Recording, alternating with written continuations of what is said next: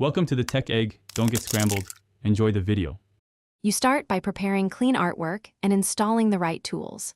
Export or create PNGs with transparency at 300-600 dpi so edges stay sharp. Once done, save them to an iCloud or local files folder named Stickers. Make sure the Sticker app or Shortcuts workflow has photos and files access.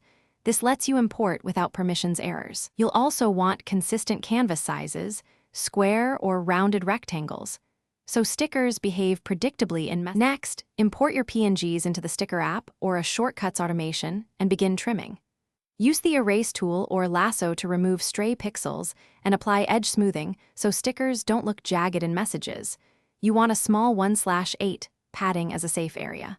Once trimmed, scale exports to between 512 and 1024 pixels depending on detail so files stay small but sharp. Finally, name files logically and export copies to the Stickers folder for packaging. To finish, package the files into a sticker pack inside the app or run your Shortcuts workflow to add them to iMessage. Most platforms require at least 3 stickers. Install locally and test sending in Messages, WhatsApp, and Notes so you confirm transparency, size, and tap to send behavior.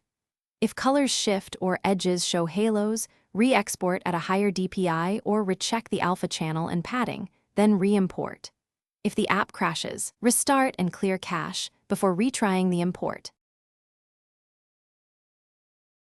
Thanks for watching. Consider subscribing if I helped unscramble your problems.